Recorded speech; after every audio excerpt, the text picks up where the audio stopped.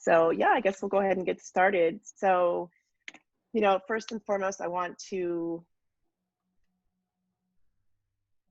welcome you both again on behalf of myself and APLA and the board, and say thank you for agreeing to have this conversation with us. Really, really excited. I know that, as I mentioned just a few seconds ago, we've been getting lots and lots of questions. So we're just going to kind of have, and then as we're working through, you guys still, feel free to share images with us. We love behind the scenes stories and kind of getting down to the nitty gritty of how you do what you do, which seems to be, more or less like the majority of the questions that we're getting. So yeah, let's just get right into it. Love it. And so you guys met in college, which we know, and then so shortly after meeting, you decided that, hey, like, let's combine our talents and our strengths and become this dream team. So that's kind of, where we are now. But like, one of the questions I'd like to start with is, how did you start your business? Like, how did you go from, hey, we like each other, your strengths and my strengths match. How do we start this business together? Like, what did that look So we did like? meet. What was that process like for you guys? Yeah, definitely. So we Can you both hear me? Oh, sorry, go ahead. Yeah, oh, no, we're frozen. We can hear you. Did we freeze? Oh, we're frozen. You are frozen. Okay. Yeah. Oh no. Can you hear us? Okay. I'll still talk. So yeah, we met in college. I can hear you, yes.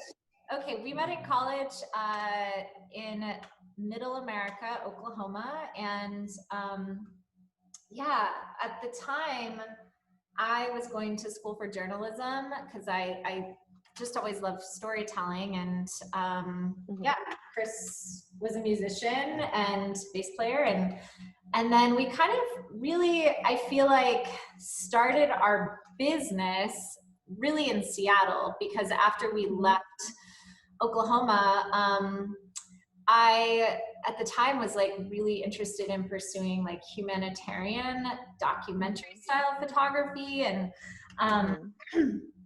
that was really spurred by a travel trip that I had to, we went to West Africa, and then I backpacked through Europe, and that trip really changed my life when I was like, I think 19. And I came back and I was like, I, don't know how to do this, but this is the medium by which I want to tell stories, is the visual one. And so, yeah, I got a job at World Vision in Seattle. Chris was touring with bands as a musician, so he could live wherever. And we went out there, and I learned really quickly that like they weren't sending young girls into these countries to go, whether it's tsunamis or microfinance for women, like the kind of projects that I really was excited about doing. So, we really just shot anything and everything. I mean, truly, like we've shot weddings, we've real estate, like you name it, like bands. It was not a glamorous beginning, to kind of summarize it down. But I'm really thankful for that, because so we got married really young. We were 22, and immediately left Oklahoma. From that time, it was actually a really great experience for us, because we left kind of our community and everyone we knew and kind of moved to a new area where we were able to just be, Chris and Sarah and the Rhoads. And there weren't all these preconceived notions of, oh, Chris does music, or Sarah loves to write, or like all these kind of previous narratives that were maybe previously attached, which, although accurate and true in some regards, it allowed us to enter a city with kind of a fresh perspective. And so in that beginning stage, there was just this desire to create and learn, yeah, and grow. And so we just, we just needed to go to school. So like we sent ourselves to school. Like we didn't go to art school. We learned through trial and error, shooting anything we could, to try to, get our feet wet. And I think what really kind of the evolution of that business really became the intention behind, you know, really seeing the limitations around what we did have the ability to shoot within the Seattle market. Began to limit us in terms of like, hey, like the types of things we want to create. Like I really,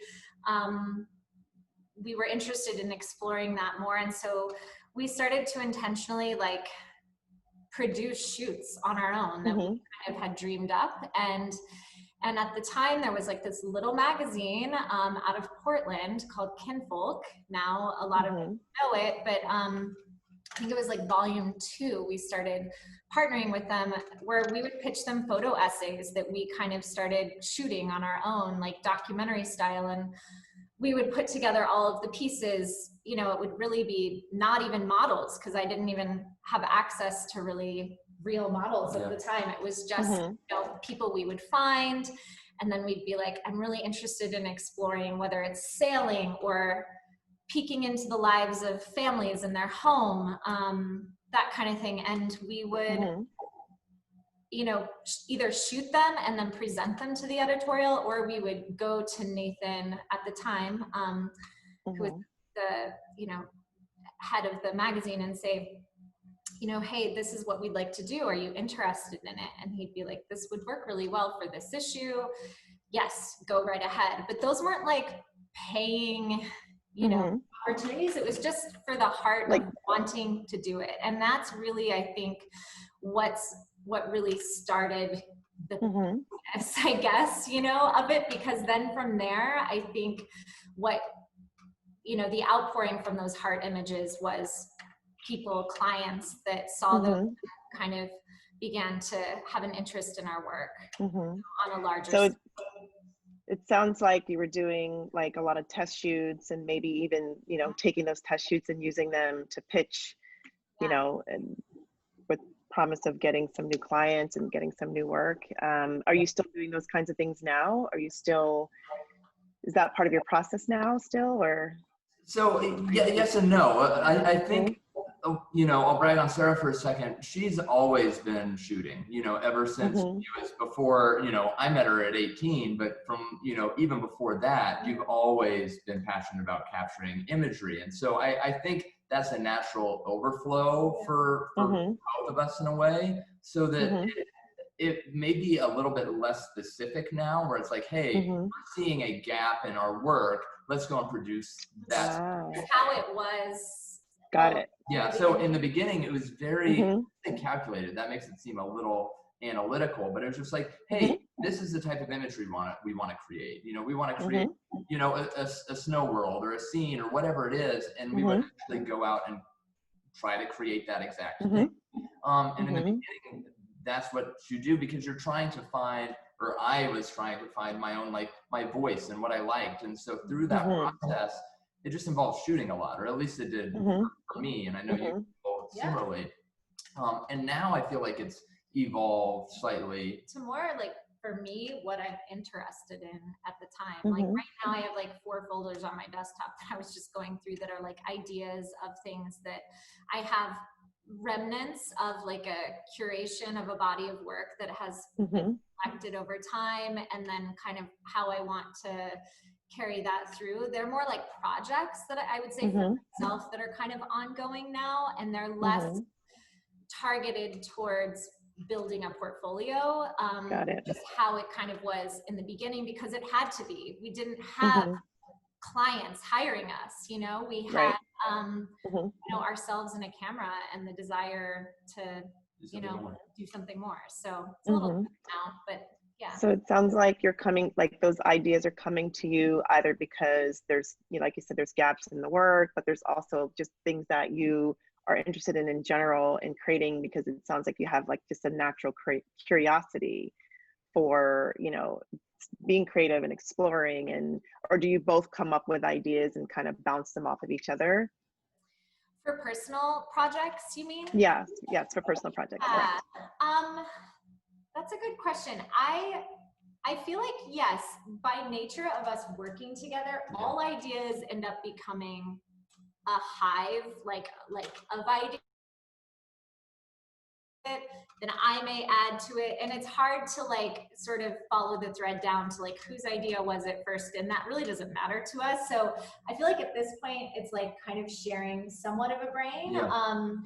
With those things. Like if I have an idea around a personal project, I may share that with Chris at dinner and be like, I've really been thinking about this and I've been studying this artist and I'm really interested in exploring X, Y, and Z, and he'll maybe throw an idea about that that spurs something else. So it's very much like, I would say, just kind of an ongoing conversation.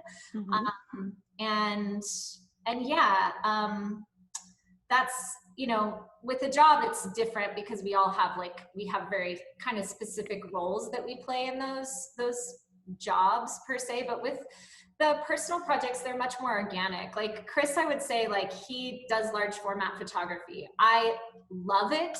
Like, I mean, this is an image of Chris's. Like, I could show you if you guys want to see a couple of those.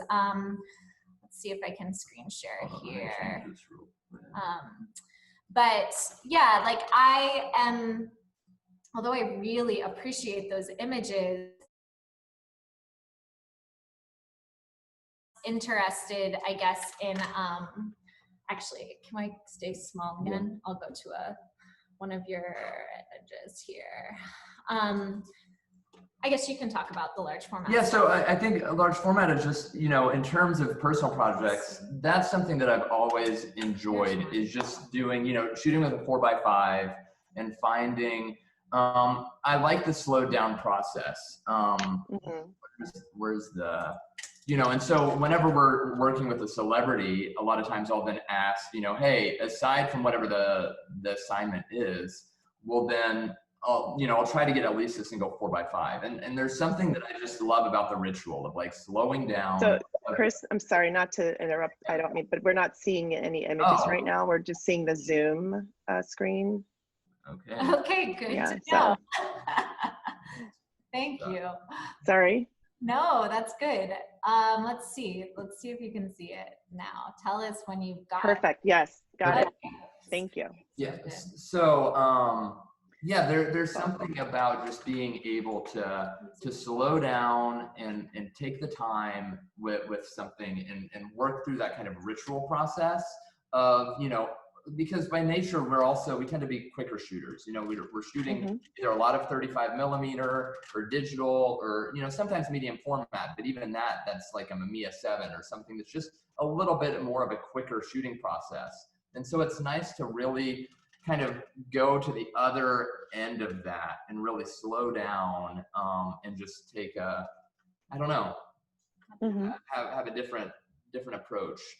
So yeah, I've collected, I don't know, 15 of these or so over the years. Wow. Yeah. It's beautiful. Nice. So let's talk about when you guys are on an actual job and you're both shooting, like who handles what on set? Because that seems to be one of the hot questions that we're getting. So can you tell us a little bit about that? Yeah. Yeah, okay. You guys know, yeah. All right, cool. So you were saying how we do things for a job. Yeah, when you're on a job, like who's doing what? So so if it's a typical like ad job, you know, kind of how the process works for us is, you know, there's the long version for those who might be interested. I know I would have been in my beginning of my career is, you know, you are put up for a job, you're shortlisted with like 3 other photographers usually, and then we usually get on a call and we're talking to the team about the creative and kind of what they're hoping to do for their project. And then from there, we will typically put our ideas together around how we, the Rhoads, would imbue our vision into their creative brief. Like, what can we bring to it that feels unique to us, that only we can do, you know? And then there's 2 other photographers that are doing the same. They're saying, okay, here's how I would approach this differently. So with that, typically I will put together some kind of visual brief that sort of showcases things from our own archive that say, hey, these are in line with kind of like color palette wise, image wise, like what we want to bring to this. And we'll write some words around that, but that's typically things I do. 100%. Really, because I think at the heartbeat of like working with someone, there's such a like important respect to just like honoring the strengths and weaknesses of the other person and saying like, hey, and that's really big for us. Like, is Chris is extremely savvy. He's a mastermind puzzle man. I mean, I'm a big nerd when it, like having rules and like fitting things in and understanding how things work. It was the same thing that I loved about music. Like it's a mix. What I love about photography too, is this mix of right and left brain, right? It's very creative and like free form, but at the same time, there can be rules, and the more you understand them, the more you can break those down. Whereas I feel like Sarah is like a true artist. Like she is like passionate and like driven and like can find things in interesting ways that the normal person would never see, you know? And so I think that's we're then able to kind of rely on those differences, and we don't really drive in each other's lane too much. You know, it's like whenever it's a more technical execution or need, Sarah has trust in that with me. And when Sarah's inspired by something, I know that like there's probably not a better idea out there than what she's, you know, motivated by in that moment. And so it's yeah, and I think, thanks for saying that. I feel like there's definitely like the overlap. Like we both like, I of course need to understand the technical, and Chris of course understands the intuitive nature too, but I think we're very much on like the level of like we lean into each other's strengths. And so that being said, just kind of back to the tactile, how that sort of plays into the day-to-day of like a project, you know, because I love the visual side of this. Like that's what like people and connection, like that's what I love about this world. Like I love photography. I am obsessed with the visual world. I just love it. And I love connecting with people in that way, and connecting with the world in that way. And so for me, I like to even if it's sitting in front of my computer, putting together images in a curatorial way on a document that, you know, tells a client, like, I see what you're trying to do, and this is how we can help you do that. And this is what we would bring to it. I really enjoy that part of it. So, yeah, we usually, you know, we'll kind of present that, and then there's a bidding process that really happens with our producer and our agents. And then to shooting, we both shoot on set, like we both have cameras. Yeah, majority of the jobs, we both have a camera, you know, or multiple cameras actually, you know, and so it becomes this strange kind of dance, you know, where if we're interacting and photographing you, for example, for a project, you know, you and I might have a better connection, so I might be, you know, directing a little bit more, but then Sarah takes over, you know, and we're constantly kind of trying to break our talent outside of the mindset that they're on set or that they're being photographed or any of those things, because, you know, sometimes these jobs can become very big and you've got, you know, 60, 80, 100 people, and it can suddenly feel like such a large production that can be antithetical to the whole intention of like that humanity and that connection. And so I think by us both shooting, it allows us to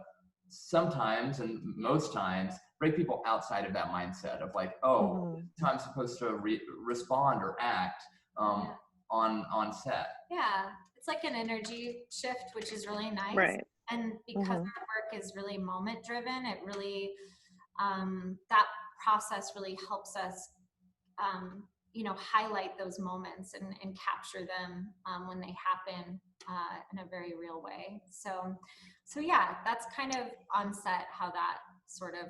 So it sounds like there's like this synergy and you're playing off of each other's strengths. And who's working more with the client? Are you both doing that? Or sometimes like who's more intuitive in that way? Because I know we talked last week about you're reading the room and you're working on that connection. Is that something that you both do during the shoot at the same time, or?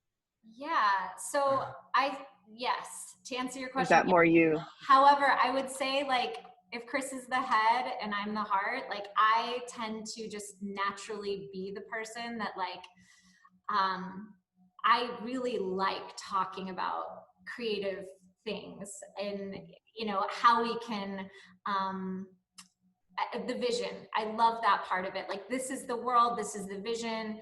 And Chris is like, creativity is problem solving. And that's where like, he'll just kind of usually quietly be listening a lot of times. And then it's like, hey, how do we solve for this, you know? And then that's really when the collaboration between us can really happen. If let's say a client's like looking at the monitor, you know, we shoot something and we're like, so this is really what we're liking. We'd love to hear your thoughts. They come over, they give a little feedback. They're like, hey, this isn't, you know, I love everything that's happening here, but this maybe needs to change. That's when usually Chris and I will kind of have a confab, and I feel like he's the quiet mastermind that's like, what if we just adjust this lighting right over here where, you know, really what they're responding to, what I'm reading between the lines is this. So what if we shift the window light to be pouring in on this back wall instead of over here, or whatever that may be. I feel like it's very much a collaboration. Yeah, I think in a really, not to oversimplify, but it comes down to also who we're interacting with. You know, Yeah. if it's a very technical, you know, nerdy art director guy, that's my wheelhouse.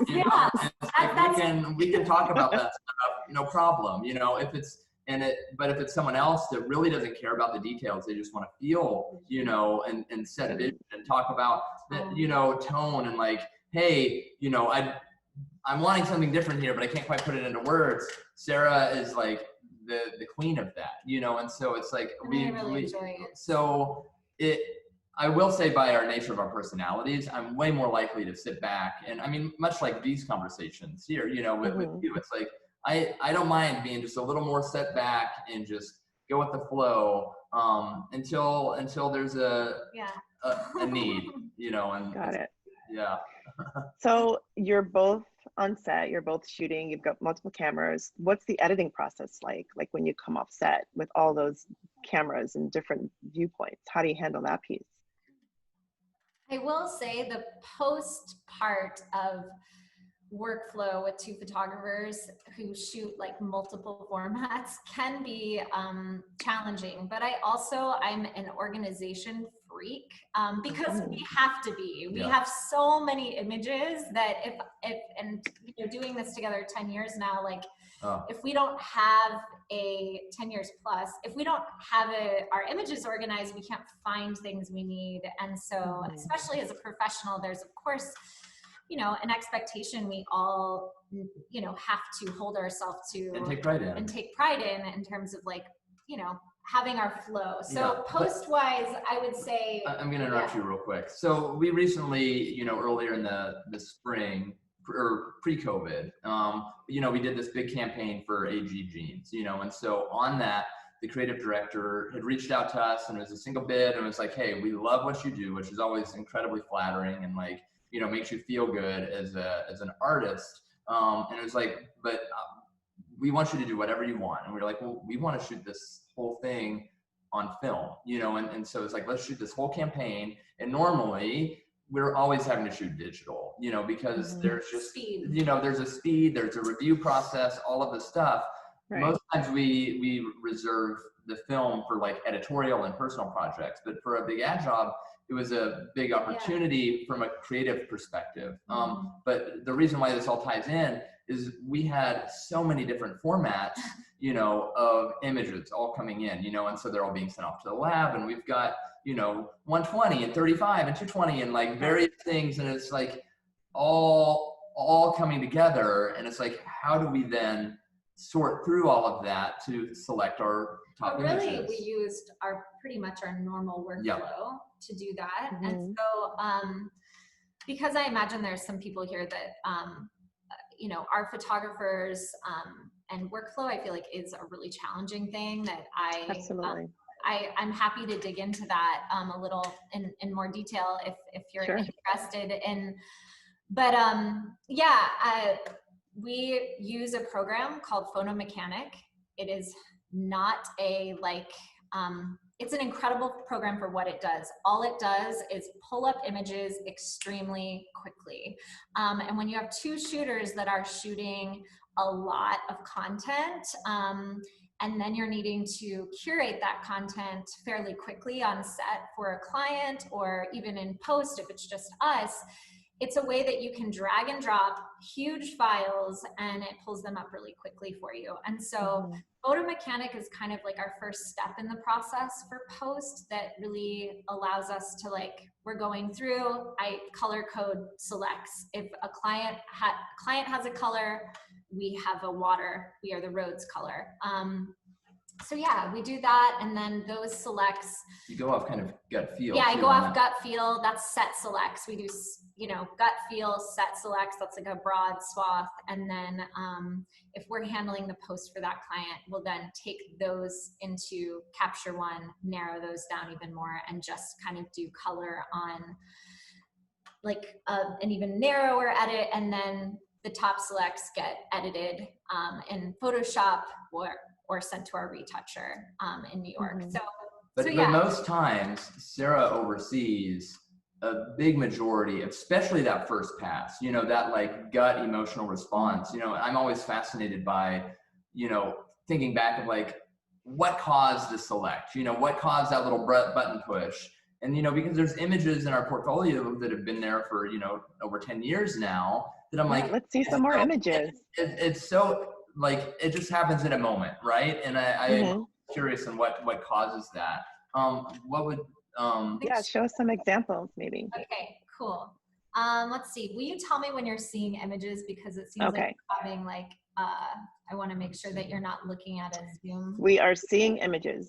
Okay, so this like, for example, this is that AG campaign that we shot all film. And this honestly really was for us, like, in a lot of ways, like, it was a dream job last year because the creative director had impeccable taste. They brought us in on the front end and really wrapped our arms like around us and said, what can we create together?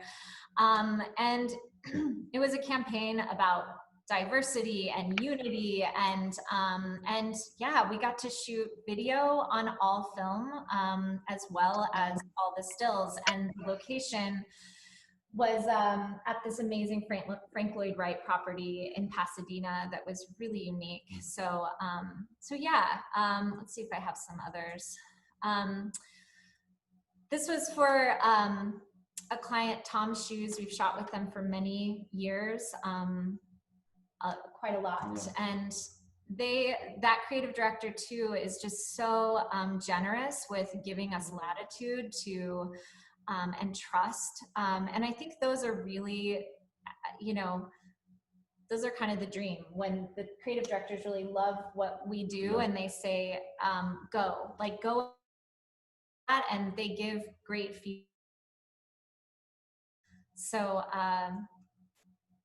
this was for Kinfolk. This was one of those like early projects that we did, like a photo essay where we went into John and Hannah's home in Venice and just shot them living a Saturday. It was just like a weekend day with their family. And it was really like, for us, I feel like this particular project was really the heartbeat of like a lot of what we do. It's like connecting with people on a really honest level, spending time. There wasn't a huge set and a huge crew, which really allowed us to, like, in the beginnings, create just these really special moments with people. So on a shot like this, for example, are you shooting digital and are you shooting video at the same time, or is this just straight up stills on something like this? So we shot, so this again was, I don't even know what year this was. It was earlier on, and we didn't really have a directing I guess, real at the time. Mhm. So on a project like this, we shot stills, but we also brought in our DP alongside us because we knew we wanted to be able to expand our storytelling ability. And to be able to do that, we needed to show people that we could. And so Mhm. after we got the footage, we edited it together, and Kim Folk ended up putting it on their website as well, and that sort of thing. And that's kind of how our directing, storytelling part of it got started in many ways. Yeah, so all these images, with the exception of that Tom's image, all had video elements of some kind. Mhm. And so and most of the time, I'd say 85% of the time, we'll have a DP that comes alongside us. And so we'll pick the right DP for the job. But I think this moment here, video wasn't going at the same time. It was just a stills moment. Yeah. Mhm.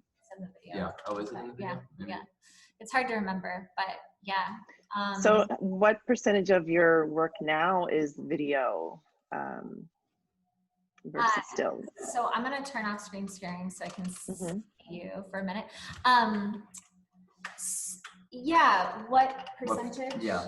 Honestly, nowadays, every year it seems to increase a little bit. To increase. Like in the beginning, let's go back like 8 years ago or so, it was like maybe 2 jobs out of the year would have it, and then it started to be like 20%, like 1 in every 5 would have it. Then it was like, 85. now I feel like it's all the way, probably 80% of our jobs have some form, like just video, and we're like DGA and went through the We whole, still did like, stills, but of you're course, saying yeah, we but directed commercials. yeah, directed commercials with like the director skill, but it really came back to one of those things where it's like, now we see so much that's doing both, that I think it's just about finding kind of enjoyment through that storytelling muscle and just kind of letting them influence one another. Yeah, we've figured out a rhythm now, you know what I mean? Like Mhm. with partnering with DPs that really understand what we're after, and that, we aren't looking to create an overly perfect image and a glossy scene. We are creating something super organic together. And so, it's taken a while to find that team of people that really understand like what we're trying to do with our images, and can be like partners with us to do that, even from the motion side too. But yeah. So one of the questions that came in was for photographers looking to expand into directing but aren't able to hire a crew. Do you have any advice for building a reel? I don't know if you can speak to that. For sure. I would say honestly now, and this is what we did some of this in the beginning too, when we couldn't hire crew, our 5Ds had video on them, which is amazing. So we messed around with that some. I also am a real believer in reaching out to people that are at a similar peer level in their journey. And that's what we did. Is we didn't pay, this DP on this editorial. We didn't have any money to pay them. We just said, hey, we have access to this really beautiful family, and we're creating, and we, I would show them the brief that I had created, the visual brief of like, this is what we're trying to do. Do you want to come on board? And, you'd of course get credits as well. And I think you'd be surprised, like, especially there in that beginning where it's like, when you're really just trying to get a business off the ground, and it's really not even a business at that point. It's just like an outpouring, of like what you're wanting to create. I'm just a big believer that like by you kind of self-motivating as much as you can and just trying to figure it out yourself, people are more likely to kind of come alongside you through that process. And we would do a lot of the work in association with like making sure that it was a good, like, for me, it's really important that those people that like we were reaching out to whether it was like hair and makeup or styling on these like beginning projects that we didn't have any budget, or a DP, it was really important to us that everybody walk away with work that they can also add to their portfolio. So it's, again, that mutually beneficial relationship. Like, money is not the only means by which you have value. In terms of the beginning, you just have to ask yourself, what is my value here? And you know, as a photographer, you have a lot of value to say, I'll do all the work on the production side and I'll put this together. I will get access to these models or this unique family or this story that I want to pursue, this location, and I'll even pay for the location, all that. But will you come and volunteer of your talent and time? And that's what we did in the beginning. We would just find people. Now Instagram, like there's so many ways to do that. So yeah. That kind of leads into another question. Is there any advice you can give to an emerging photographer who'd like to work with experienced photographers to improve? So I think you can kind of lead into that, you know, in a similar manner. Yeah. What do you think? Well, I think I'm a big general, I think is just something that I love. And so it's just something I'm passionate about. And so first off, I'm a big believer in it never hurts to ask. So if there's someone, you know, wherever you're living, you know, that you can shadow, you can mentor, you can be,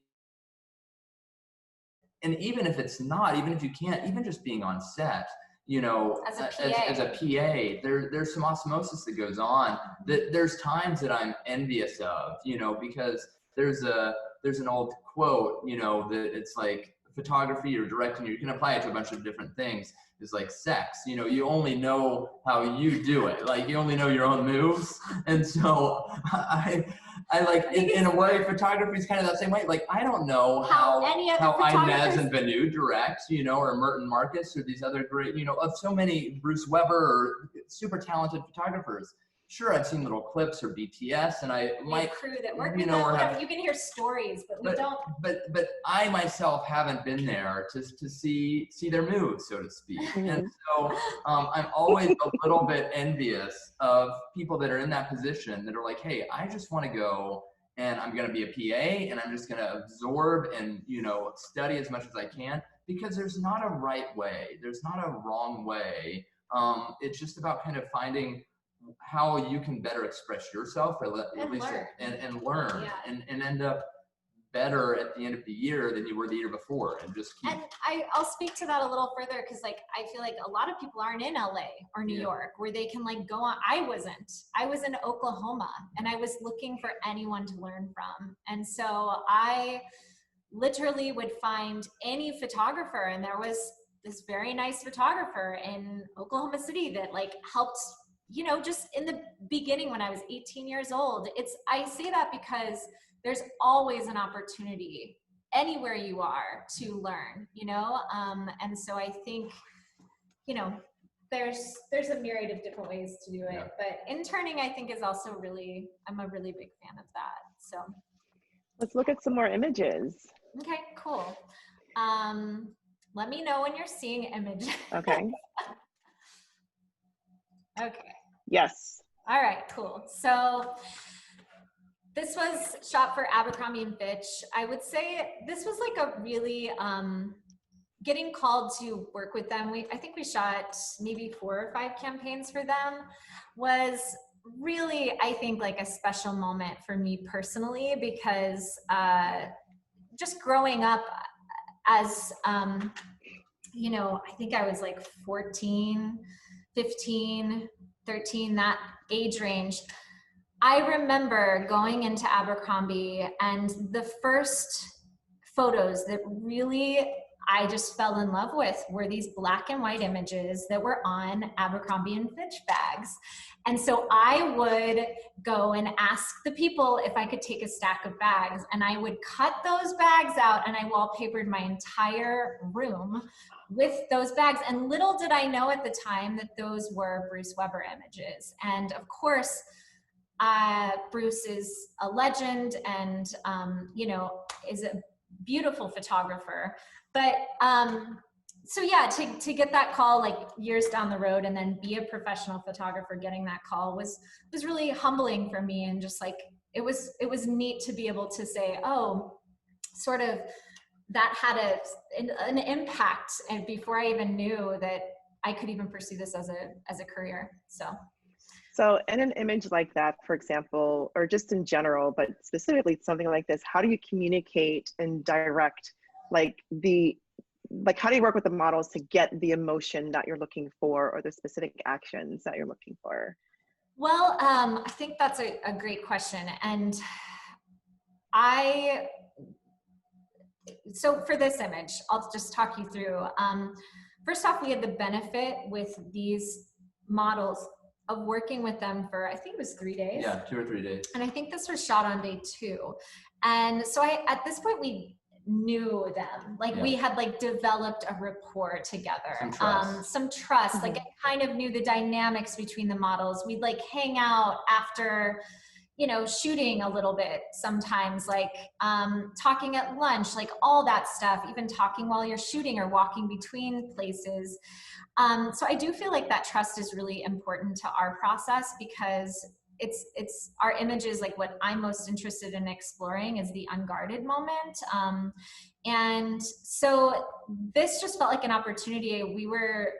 There was this beautiful little like daisy field. We weren't even planning on shooting here, but as we were walking, I just saw the way the light was just like pouring in onto these flowers, and it was just so beautiful. So I just said, hey, like, let's go sneak off over here and just grab this before we go to our next location. We sent off the other talent to go onto the next spot. So it was just, I think Chris and I and these two and, you know, our first assistant. Yeah. And I climbed on Chris's shoulders. And at the time, like they were just like, I just said, lay down on the grass and I just want you guys to just talk and I'll tell you what I need you to do once I'm up here. And you're just kind of directing, because I have to think about the clothes too, because we're shooting for a clothing company. But it felt like it was okay. I felt okay to step into discomfort and just ask them, if you're comfortable, will you guys kiss each other? And they were like, yeah. I think he was stoked. I'm sure she was too. I think they both were like, yeah, let's do this. Of course, there's always like an asking if someone's comfortable with that, but before, you know, any of that. But there was an earned trust and an earned rapport there where it felt okay to do that. I am, you know, a big believer though in just getting uncomfortable. And I feel like, you know, I learned photography in a lot of ways by just asking people on the street if I could take their photograph. And that was really scary for me in the beginning, but it developed the muscle of just asking for the thing that you want. And the worst thing somebody can say is no. And I have certainly times, and that's cool with me.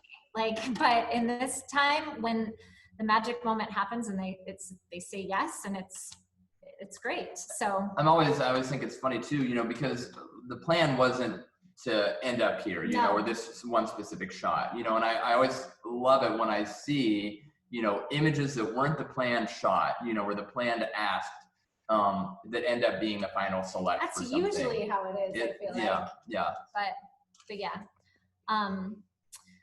This was shot in LA was that Mr. Porter? Yeah. This is a surfer. Oh, Luke. And the story was just shooting these people, these men in LA who are doing these interesting things, just getting kind of them in their atmosphere in the city. So that was Luke. How involved are you in the process of like pre-production wise, like selecting the locations and models, and are you guys involved in that piece of it? Yeah, like on something like this, for example? Yeah, we're very involved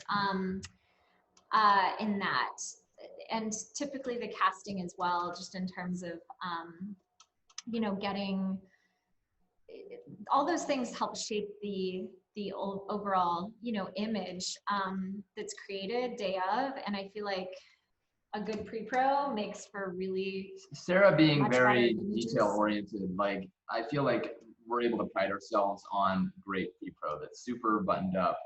Like that image that we just had pulled up, they already had the talent for that. But you know, all of our advertising jobs, everything like that, heavy and editorial, unless it's a celebrity focused thing, we're heavily involved in like, hey, here's the cast, here's the location, because it's like the output is really dictated by like the process, Yeah. you know? And so even though someone might, you know, think, oh, well, I really like the way this person looks, we may have already worked with someone else that we know how will perform better, you know, for that specific ask. And yeah. And you know, like what an art director might think is the right fit, we might disagree with. And you know, we're like, well, if you want a Rhodes image, like these are the people that we feel like we'd like to put forth instead. And usually there's like a collaborative process in that, but yeah, we'll fight for those things for sure.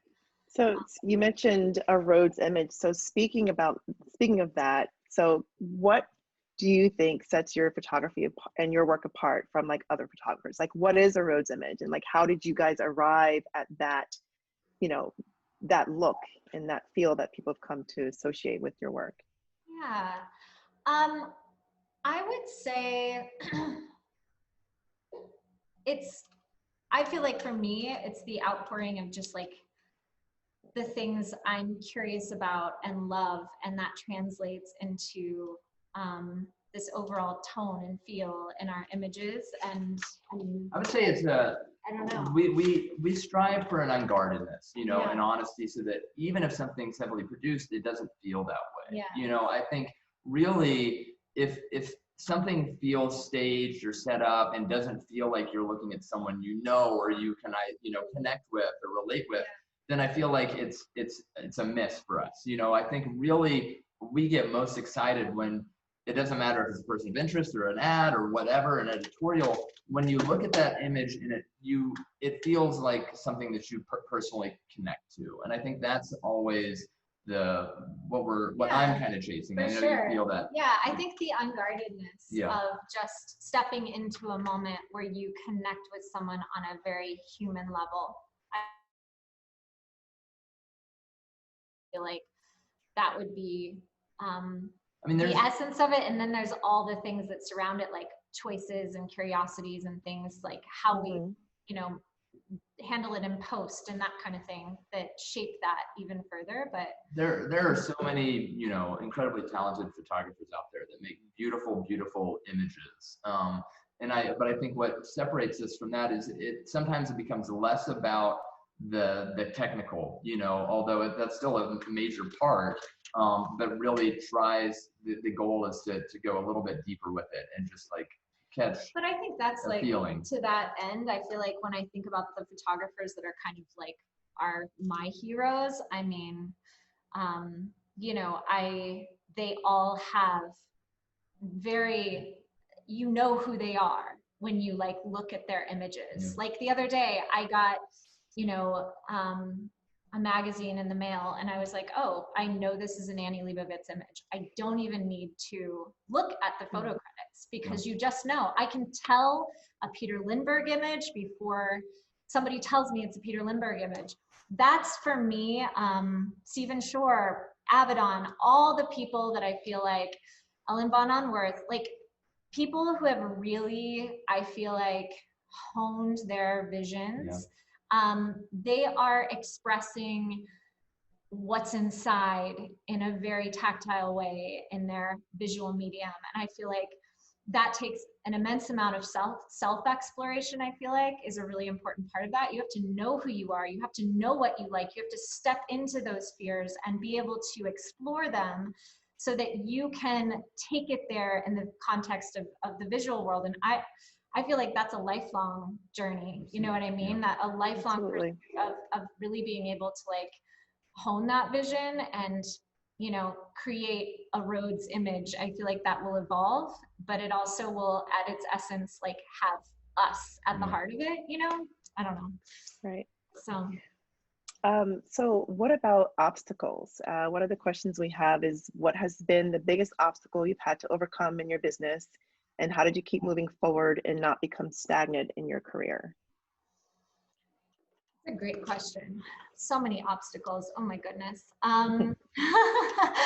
Which ones? I'll answer. And you can. I would say for myself, you know, whenever you're working, you know, there's a collaborative nature, and obviously we love the you know, that because we're married and we choose to work together, which is insane in and of itself.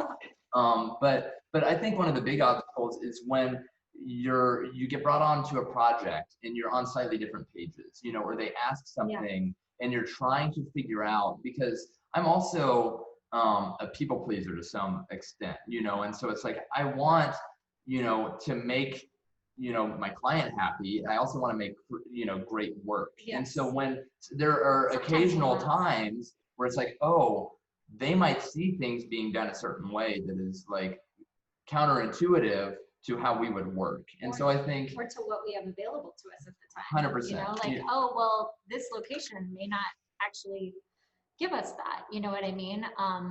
Yeah, that's a good one. Yeah, and so I think for me, how to like overcoming that, you know, and trying to find that middle ground where everyone ends up in a great spot. Yes, that's a really good. I feel like that's a really good one, because that's problem solving. It's like, and that is something. Those are obstacles you have on every project to some degree. Like, oh, one person likes this person for a casting, but we like this, you know, it's that constant push and pull and Sudoku puzzle of like crafting something as a collective hive. Because when we're hired to do something, it is a personal project. There's also a myriad of considerations that we have to liaise between, but still stay true to ourselves in the process, you know, and also honor the client. They're paying an immense amount of money to, you know, entrust us with creating and staying true to their brand or whatever that may be. And so we don't take that lightly. I mean, that's really important to us. But I also think, you know, they also hired us to hold ourselves to a certain kind of integrity as creatives. So it's I feel like that pushing and pushing them, knowing when you can push them to into creating something better, but also knowing how to just compromise too, but knowing what things to compromise on. Because I would say in the beginning, the biggest hurdles for us is like, you know, when I think we were 25 when we were hired for like our first big ad job for Sony. And I remember being so terrified because as Chris said earlier, like, you know, when you're on set with other people, you see how they work. Well, I had only been on our own small sets, you know, so now at this was a job we were 25, we had a full crew of, I think, 40 different stylists, hair, makeup, you know, talent, props, all this stuff, a 6-day job, worldwide campaign. And it was quite nerve-wracking. And I remember at the time, they had told us who shot the campaign before, who I really respect and admired and looked up to, still do. And it only made me more nervous, because then I was like, oh, are they wanting our images to look like hers? Like, and so I feel like in the beginning, there's always this like, I don't know. Self-doubt. Yes, and I would say if I could go back and tell myself, it would be, no, like you are brought here for a very specific reason. Like, don't look to what your predecessor before you did. Like, don't look to that as a model for what you are here to create. Like, lean into your intuition and trust it. And I think that extends to like art directors and creative directors on set in the very beginning when we were very young and green. You know, we didn't know how to do that push and pull. We didn't know when they said something, how to like push them towards like embracing, you know, creating better images. So we would just say, oh, okay, that sounds great. Shoot. And so I think that's something that a big hurdle, like we've learned over time and continue to learn, you know? Well, because in the beginning, I'll speak for myself, you don't know either. Like you think you know, but you're clueless. You know what I mean? And it's like, you know, as time goes, you learn more and you're like, oh, okay, this makes sense. This doesn't. Here's where we can push. Here's where, And all the pushing isn't so much because it's your way or the highway. It's most times because you know that there's going to be a better result for all parties involved, you know. And yeah, I mean, that's tough. So you kind of touched on a couple of questions in that answer. And there's two more that I'd like to add, but I just want to back up for a second. And you mentioned that first big job being for Sony. How did you get that job? Did you have a rep already at that point, or did the rep come later? So we did have a rep, and that was our first project with that rep. And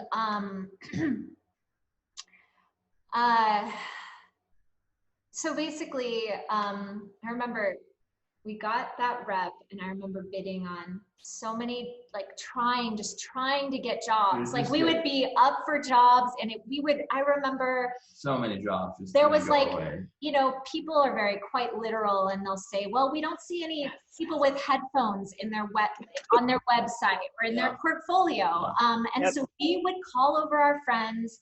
And I remember it was like, hey, we need somebody at night. We don't see much night stuff in their work. So again, called over our friends. We did a headphone shot that day in our house, like created it, lit it. And then we'd be like, let's go run outside and show them how we can shoot. It was just all lots of these treatments. And most of the time, we still want to get the job, you know, because it's in the very, very beginning when we didn't have a body, where we hadn't been trusted yet. Really. We had our own, you know, we just had our own shoots, and all of our paying clients were smaller, you know, local magazines, colleges, universities, stuff like that, which I'm super thankful for that they would even do that. But we got, you know, that Sony call from this creative director named Guto, and I still, you know, I'm so thankful for that, because I just talked to him in this quarantine, and I was like, I don't think he even realizes how grateful we are to him. He took such a risk on us. We were so young. Awesome. It was a global campaign. No other brands had ever trusted us to this capacity. And he was like, I love your work. Like, I want you to create what I see here. And we also, leading up into that, we did a lot of promotion too. You know, we've always done a lot of, you know, campaigns and these promos, and like we put out like every other year or so, you know, we'll put out these books, you know, that we just send out. This may have been what we sent out. This was one of our first ones. No, this was after, because this is a Sony image. We put this out after our first year of getting some Sony things. And a lot of it's just like, you know, work or editorial things, but there's like— Is it an actual book that you made yourselves, or did you? Yeah, we hired it. Cool. Well, we hired a designer. What, but right.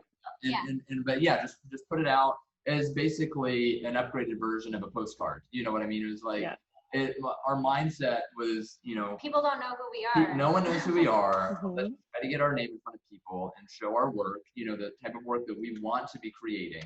And just, you know, send it out, you know, and we still do that. And I mean, at the time, I can tell you, like, we did not have a lot of resources to be able to do that. Like, we were putting all of our, like, the money that we made from that big ad job and into this. Like, it was quite expensive to do, but I think in those beginning years, it's just so important. If you really, like, for photographers who may be like in the position we were in, like, if you really want to do this, like, you really have to like commit to not making money for a little bit, like just pouring it back into buying the equipment that you need and things like this, like, and pounding the pavement, like it's that first part. And I mean, even now, there's a lot of like not so glamorous parts. Like we've been really fortunate that we've gotten to travel and work with amazing people and shoot for great things. But there's also a lot of like, you know, going into meetings and ad agencies and bringing your book and just sitting down and just saying like, hey, you know, nice to meet you, and just try to make a, you know, on a human level. And doing that a lot and hearing a lot of no's and, you know, then more yeses as time goes. So how many of those did you actually send out in that first time around? I think that first time around, it's hard to say, but I want to say like maybe 800. Yeah. We printed as many as we could. I think it was wherever we ran out of money. It was like, Yeah. can we give 500? Oh, we can do 600. Truly. 620? Oh, but with postage, 480, you know. So I could totally relate to that. yeah. So it was somewhere, it was less than 1,000, you know, and it was, and we, you know. Yeah, luckily we had like a friend of ours who was gracious enough to do the design. Again, those wonderful people who come alongside you and are like, I believe in what you're doing, and they wanted to do a print piece. And so, yeah, and I would say to just loop back to making sure I answer that question about like how that job came about. And the marketing element pertains to like kind of that question. I would say like in terms of these like marketing things, like we would put out e-promos. We did not have an agent at the time. We would just put out an e-promo that had like a new test shoot or a new editorial that we had done.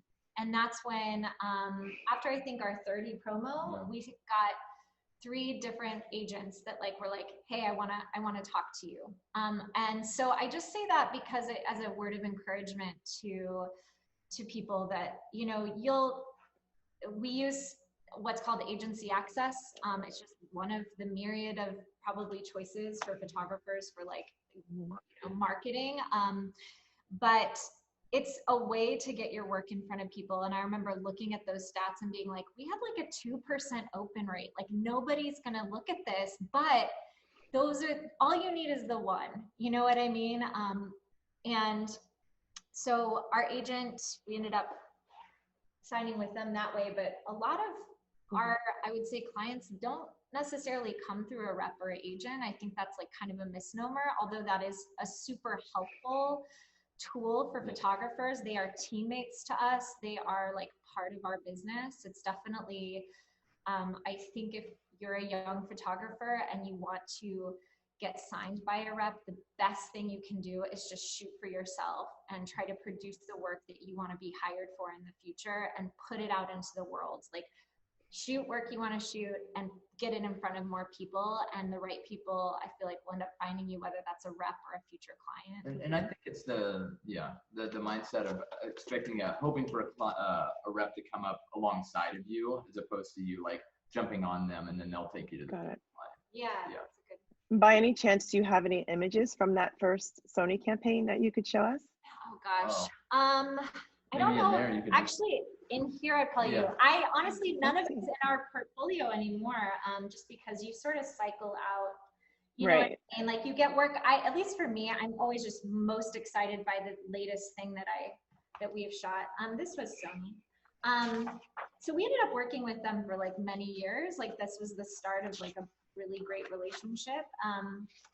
So this is some of those Sony images that we got over different campaigns. And that's the other thing, like if you treat clients good and you create good work together, I feel like there's a really, it's very relationship oriented, relational, this industry. So we're a big fan of like just being kind, the golden rule, you know what I mean? Like it sounds so silly, but yeah. So another question came in. It says, I noticed that you do a lot of ad campaigns for brands that use younger talent. How do you continue to relate and connect to the younger generation, both in pitching ideas and also relating to the younger talent? I guess I don't think about it that much in that way. I think I just, and I'm just speaking for me, although I'm sure like we feel the same, like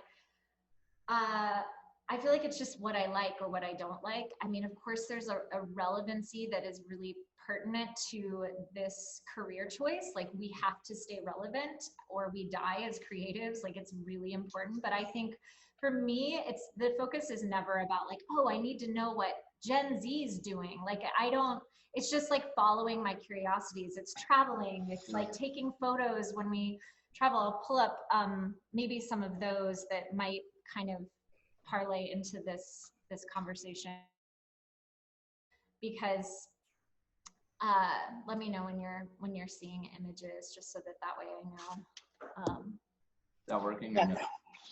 Yeah, I can see them. So whenever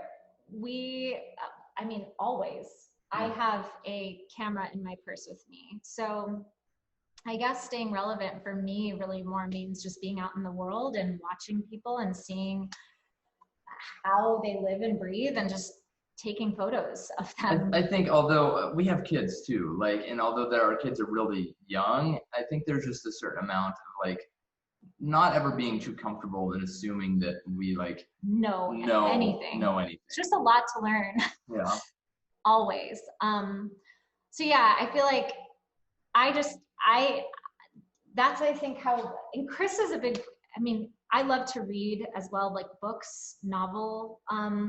Chris is a huge reader as well, but we read very different things. So I don't know, I think that's another way that we just kind of stay engaged in the greater conversation of the world, is like traveling and pre-COVID. Right. We'll get back to that. But yeah, these are just like, honestly, images that showcase those moments of just like real moments of life that for me, I'm just drawn to them. Like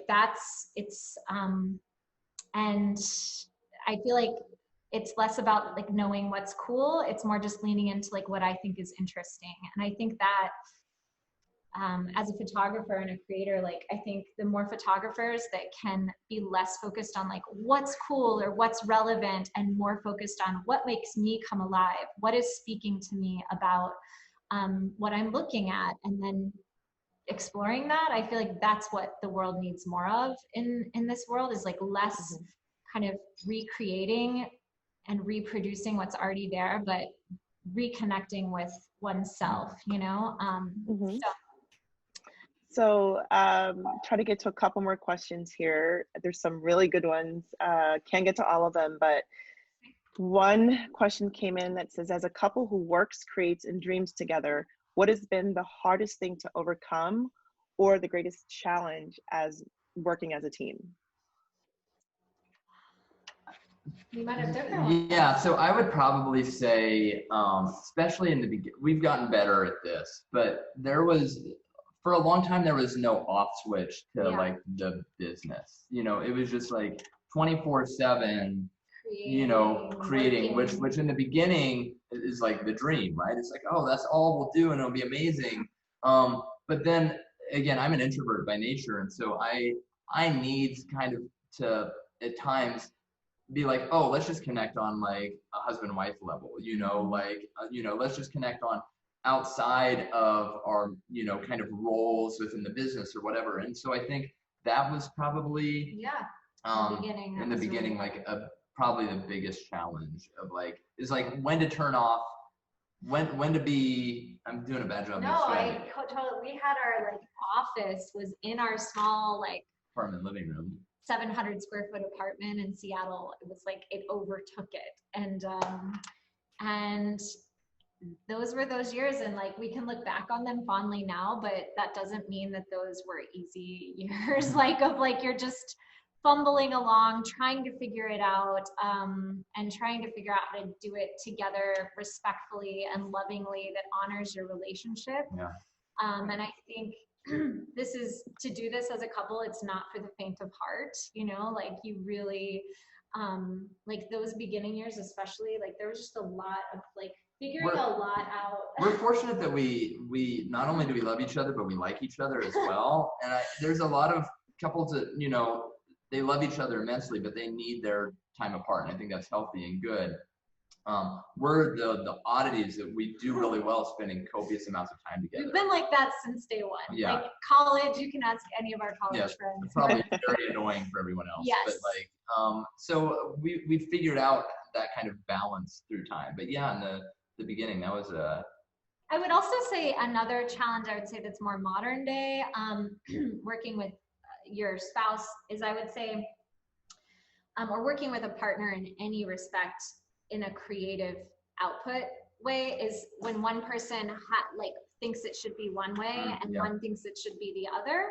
However, what I would say to that end is I feel like we've really figured out a way to parlay that into like making it better somehow. Like if Chris is like, hey, I don't know, like, tell me why you think that, because I was thinking this, we have a creative dialogue around that. And I think our images end up in a better place, because our thing is, if you can really fight for it, then the other person usually acquiesces to that argument. But if you can't really fight for it, it's probably like, we'll default to the other one's idea. I don't know. So we're kind of going a little bit over, but there's so many good questions. I'm just trying to pick like the last like 2 or 3 that we can kind of wrap it all up with. So I guess a lot of people are interested in what you've been doing, you know, during the pandemic and lockdown and how that's affected your business. You know, what's changed for you, you know, if you can just speak to that a little bit. Yeah, for sure. Obviously it's impacting everyone, but I would say like hotel, restaurants, travel, arts, and entertainment are some of the industries that I think are the most significantly impacted in a lot of ways. So yes, our industry is like totally impacted. So yeah, it was super quiet for us for like, you know, for like a good solid 3 months. We had a few small little jobs call that were like, you know, more or less like friends of friends, or like even if they were outstanding, it was more like, hey, can you shoot this? We know, you know, in your backyard, is there while you're self-quarantining? And it was something we took very seriously, you know, partly because we have kids and older parents and all of that. It was like we were locked down. But it started, you know, kind of the phone had started to ring again, and we booked some jobs. We shot something last week. And so I'm curious to see how the numbers go with like, you know, it's a weird and world. like reopening. So our clients now, I think we're feeling optimistic, you know, but I at the same also feel time, like we have partners that are like, have been doing this through the pandemic, producers that are like doing it so safely. Like our shoot last week, which was our first shoot back in a few months, was so safe. Everybody wore masks, social distance. All outside. All outside. You know, box lunches for everyone.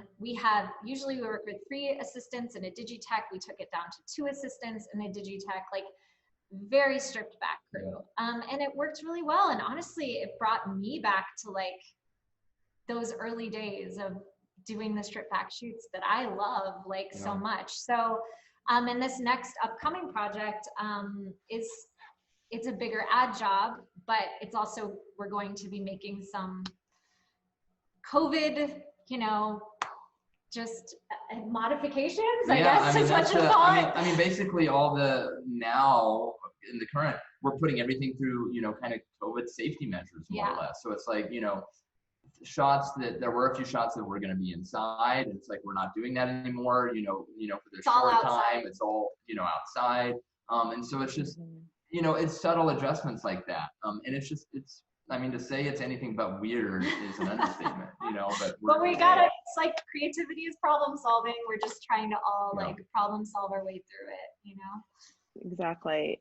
So before I get to the last 2 questions, just speaking to that, how has that affected like the amount of time it takes to produce the shoot and complete it? And then budgets, I imagine too, have been affected as well, because there's so much more stuff that you need to be aware of and things you need to take into consideration, right? No, I will say yes, but I would say, you know, for us, the majority of that falls on our producer, which is unfortunate for him or her, but because, you know, there are so many different modifications, he has to make sure the whole team knows about the safety protocols and is also enforcing those. And then a lot of our creative directors and art directors are now not on site with us. So that is a unique way that the photo team is directly impacted, where we have to kind of figure out ways to get notes back and, you know, engage our clients real time. And especially when 2 shooters are shooting and there's tons of images coming in, it's a whole other job for our tech to consider. So it's like bringing in an additional person to liaise between. So there's like definitely considerations, but I like to think like at the end of the day, when we shot last week, we got we're not impeded to create what we create. You know what I mean? Like we're still doing our thing and getting what we do. So I would say the bulk of it, that heavy lifting is with the production side of it, but yeah. So how has your business changed over the last couple years? I would say we are saying yes to the things that really resonate with us. And that's a luxury. At the beginning of our careers, like I said, we shot anything to learn. When I was 22, just like, okay, sure, I'll shoot whatever.